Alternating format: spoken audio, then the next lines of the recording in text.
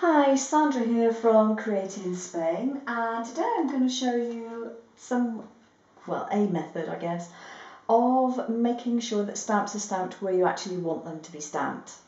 Sometimes it's rather important to do that if you're doing more than one layer of a stamp, or maybe you're doing duplicates of the same design, you want them all to be positioned the same.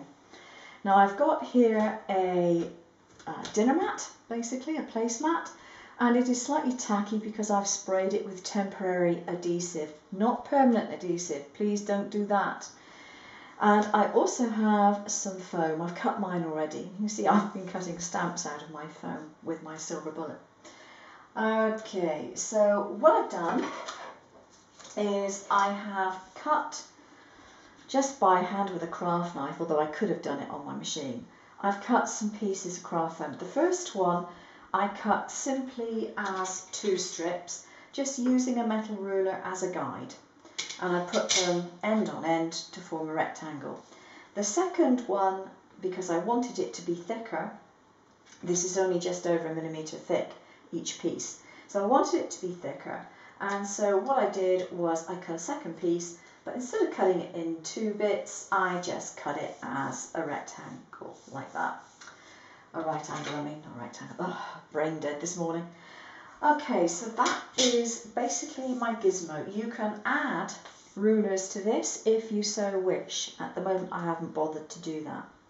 So what happens is you take your card or your paper that you want to stamp on and you place it within the rectangle. And if your mat is sticky enough, that will hold it in place anyway, and it would do.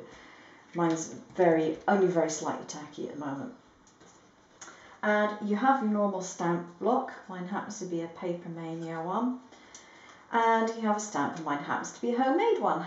And I would put it where I want to put my stamp, and then put my stamp block within this marker to pick up the stamp. I can then take that out, I can ink it up, and then I can place it back in exactly the same position because I can make sure my paper has gone back to where it was, and I can put my stamp where it was, and that will stamp it in the right place. There's another way of doing this which you might want to use depending on what you're stamping and how you're stamping, and that is to use the hinge method. And this is simply done with some masking tape. Press it down the side of your stamp pad. Don't just stretch it across the angle. Put one at the top and another one at the bottom. Press it right in against your stamp block. And then you can lift that up. You can literally roll it right back on itself, and then you can put it back down again. As long as you make sure that it's lined up with that, these hinges are going to keep it in the right place for you. What happens if you want to do something on a bigger piece of paper over part of the paper? Well, with this method it's nice and easy. Because this is only temporarily stuck down, you can lift it. You can move your paper, whatever size it may be, to wherever it is that you want it. And again, you can stick that down, it's going to hold it in place.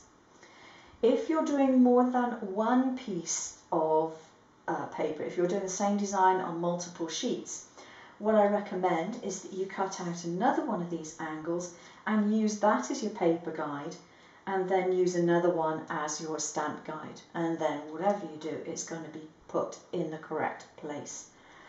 Okay, that is pretty much it. It's simple, but it works, and as far as I'm concerned, that's all that matters. Thanks for watching. Take care. Bye bye.